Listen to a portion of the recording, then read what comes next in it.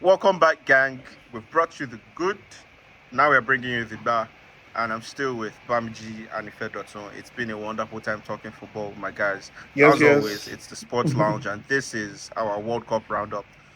Right into the bad, we've had some downright disappointing performances.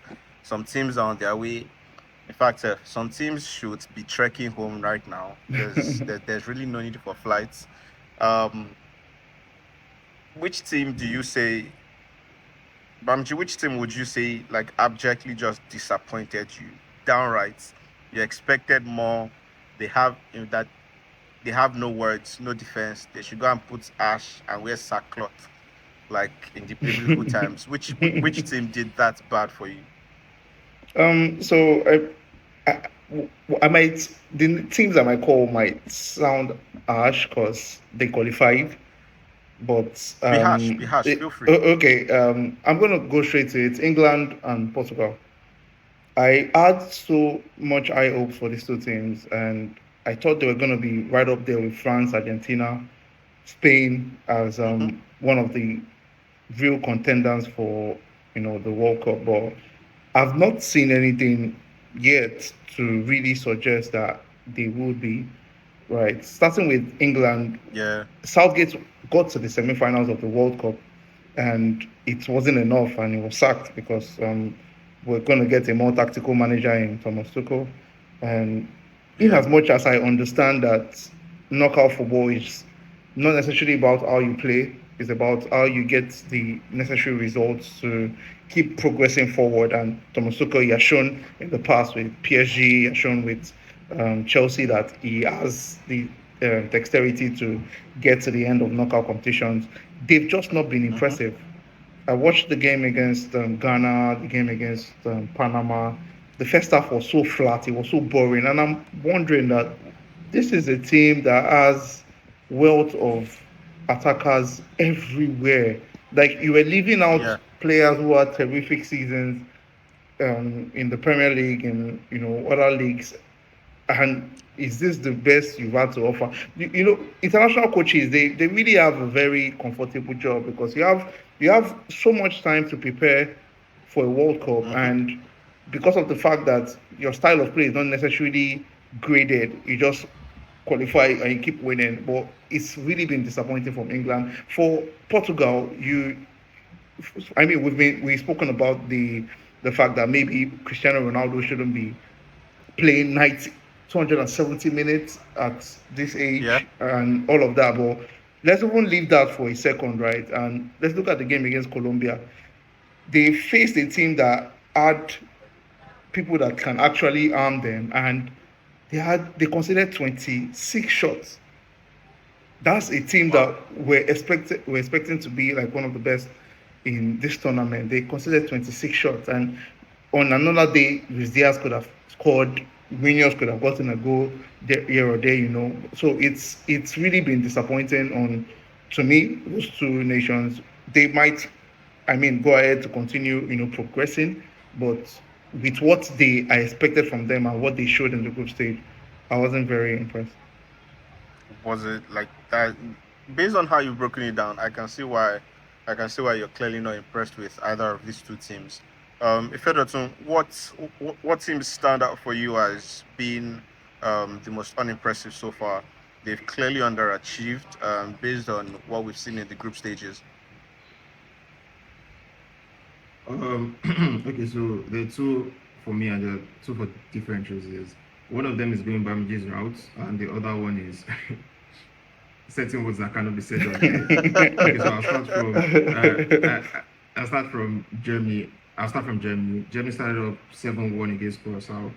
Considering the fact that they've been knocked out in the group stage at both World Cups since the one in 2014, Hmm. you expect some kind of a statement this time around. And we got that in Yeah, the first game, 7-1 yeah. against Curacao. Now, the second game, the one Cote d'Ivoire, 2-1. 2-1. Yeah, 2-1 Yeah. Good against over. Cote d'Ivoire, and they lost their third game 2-1 against Ecuador. Ecuador. Now, results aside, right, I didn't watch good games and think that, okay, this is a serious contender for the Yeah, World Cup.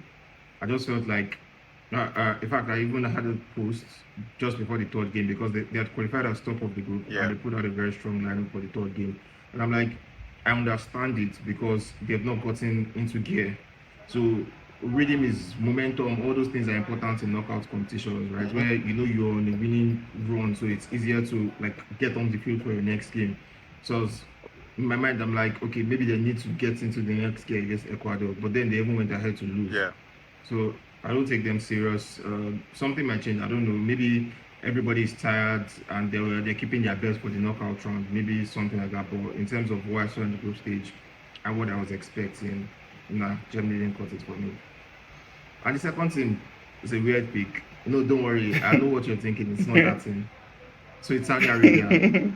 Now, Saudi Arabia have put in a lot of efforts, money, um, thought process, strategy, tactics. Mhm. They want to be a footballing superpower, right? They went to the last World Cup. They beat Argentina. The league has grown. People will argue organically or otherwise. I don't think that's the point of the conversation. They're one of the host countries of the next world of the I think it's 2034. Yeah. So they're trying to build something, and they got a group where they had Spain, Uruguay, Cape Verde, and somebody will assume that okay, Spain is the best team in the group. Now you have a chance to be second, or worst case scenario, best loser, right, to qualify from third. Mhm. But guess what they Finish did, last. Downright last. bro? And that's one And of Cape and Verde that's was one in of the the group. because I know if it was in bro, and I know if it was in ancient times, there will have been some. Okay, this is You the can part you say cannot that. say. So yeah, there will have been drastic measures taken. But yeah, so I was not impressed at, at all by Saudi Arabia. I was expecting way better. There are other few teams here and there, but I think those two stand out I for think me. that's actually very brilliant, going that Saudi route, because with all the investment they've put in, Ronaldo going Mhm. there, yeah, It's you'd have expected, yeah, you'd it's have terrible. expected much more from them, much more in terms of the quality of their play. But I mean, they Yeah. did disappoint. So go on, Tayo, how about you? Well, What's your to be fair, own? to be fair, Okay. in their first match, they did not look like a team that you would be mentioning as one of the disappointing Disappointing teams. teams, yeah, They because that game against Yeah, like because Uruguay they was actually very held good. their own against. Yeah, very it was a really good performance. I remember giving them credit. Um, I think they got pegged. They led once and then Uruguay led, or no, I'm mixing up the Uruguay matches. It was their match with Uruguay was 1-1, and it was a very good performance. So it's I guess against Cape Verde and against Spain was where it just all went flat. For me, my I'm going in line with what you guys have done. One big team that we've expected to um, perform superbly that haven't exactly performed superbly, and for me that's Spain. Yes, they topped their group, Tayo, but you are beginning to have a trend of hating on Spanish or Barcelona no, players. see, okay. So I don't hate if I have special feelings for Barcelona. Yeah, not positive feelings, but that's not clouding my judgment here. Okay. Spain are European champions. We had talk of when De La Fuente when he picked the team on the group. We're hearing talks of he picked his players that he's groomed over time because he was an age grade coach from I think they're under 21s. So he's groomed a couple of All players. age grades. I think he went He round. went around the age grade. So if Yeah. you've gone around the age grade and this performance is what you're calling of the peak of your players. Everybody's at their peak, and this is the performance they're displaying. I think it's rather dismal. Yes, Barcelona did instill a type of football um, that Spain seemed to have adopted, death by a thousand passes. But we've seen in this tournament that without the likes of just two players, Nico Williams and Lamine Yamal, is suicide by 1,000 passes. Not like, because it's boring. There's no directness. We're going to recycle the ball left to right. We'll meet the low block there again. We'll recycle back from right to left, and it's been unimpressive in this World Cup, especially when you now consider that this is the World Cup that has had the most number of goals, and not just because we're seeing a lot more matches. If you look at the goal ratio, the goal to game ratio, we're also having the highest that we've seen in World Cup history.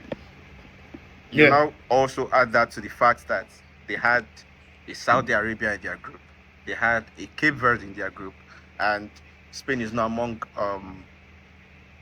Spain is not where you would expect to see them.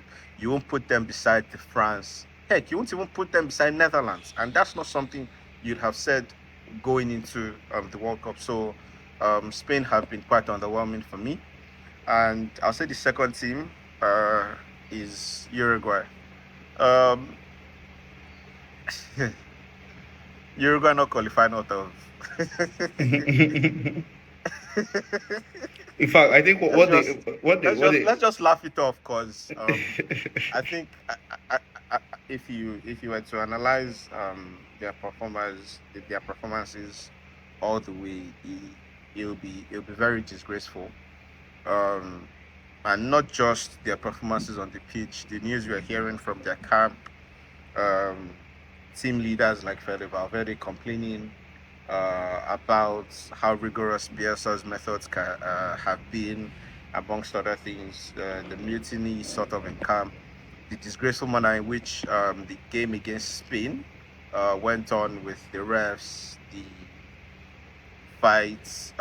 It's been disgraceful all through from Uruguay, and yeah, their president was right. Cancel the private jet charter. That's to me, they'll trek home. I mean, just find your way, trek through the Caribbeans and come back to South It, uh, it's America. uh, it's still not it's still not as bad as what would have happened in Saudi Arabia, assuming this was the 1920s. if I don't, can you stop referring? Since you cannot say it, can you stop referring to it?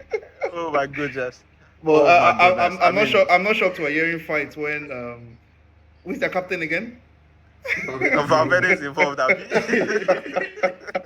But yeah, to wrap up the proper session, proper right? turbulent season. To wrap up the session Hmm. and to go away from players or even teams, do you think sometimes we can call the press the bar? Because I listened to Mauricio Pochettino's press conference, and I mean, they had just qualified USA to the round of 32. But a lot of people were Hmm. still angry with him, saying, "Why did you bench a lot of players? Right? We could have had a perfect 3-in-3, this one, that one." So I'm going to ask both of you, right? What do you think is the right thing to do in this situation in third games when you've qualified, right? We saw France still play Mbappe. We saw Messi rested, but he came on, he still scored, still did the. We saw some people still play the full 90 minutes, you know. So what exactly, if you're a manager, quick one, Turn if, games. if you're a manager, what do you think is the right thing? And quick one, so that we wrap up the bar. It's very simple. It's very simple as far as I'm concerned. Your aim to in the group stage is to get out of the group. If you're a big team, you have the additional pressure to finish first in the group. If you've done that after two games, then you can do anything you like in the third game, really. Anything, because nothing is going to change. You're first.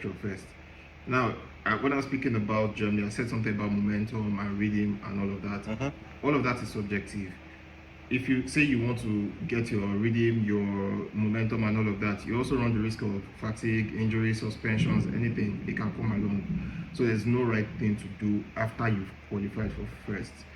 If you're a smaller team, like something like Ghana, Yeah. that qualified after the first two games, they didn't need to do anything against Croatia, man. They've qualified. They don't. Do you understand? So I think press to have to be like reasonable and logical a number of times. So it's not everything you just. Some of these questions, weird Yeah, questions, is also bro. sowing a seed of discord in the team. Yeah. Now, are you for the Hmm. team or against the team? It just looks very funny some type of way. You see, and in fact, that's one of the reasons I'm happy Nigeria is not at the World Cup. Our ex-players almost never have anything good to say about the Super Eagles, regardless of whether we're doing like well or not. You see other teams where bigger players going to the dressing room, they stay in the stands, you know, those Thing, type yeah. of. It's lacking here. I Yeah. don't know why. Maybe it's some people say it's jealousy. I don't think there's anything to be jealous about, and all of that. But that's just All how right, I see it. all right. The press should calm. Press should calm All down. right, Tayo, just to wrap up. For me, I think similar to what Ifedato has said, especially with the case with Pochettino, it was just being overflogged. Yes, he used a number of um, sub or bench players in their third game, but rightfully so, he had given a wonderful performance, starting on a very good note, 4-1 against Paraguay, and then they had qualified. Top of the group was confirmed. It was a thing of getting other players into rhythm, because even in the knockout stages, you could need your fringe players. There's not there's more likelihood of you needing your fringe players, because now 90 minutes draw is not accepted. You're going to have extra time. You're going to have penalties. You do not want someone coming in to replace a Balogun, and he's just getting his first touch of the ball in in what 115th minute of extra time. It's of the game in extra time. It's nice to get these players into rhythm. So I think the Oh, reporters were out of line. It's nice to get the French players into rhythm as well. all right. So I stand with Pochettino on his decision. All right, yeah. So that brings the end of the bar. I mean, it's been a very interesting episode of the Good and the Bar. So stay in line with us for the interesting where we're going to get our predictions of the very big round of 32. Don't go anywhere.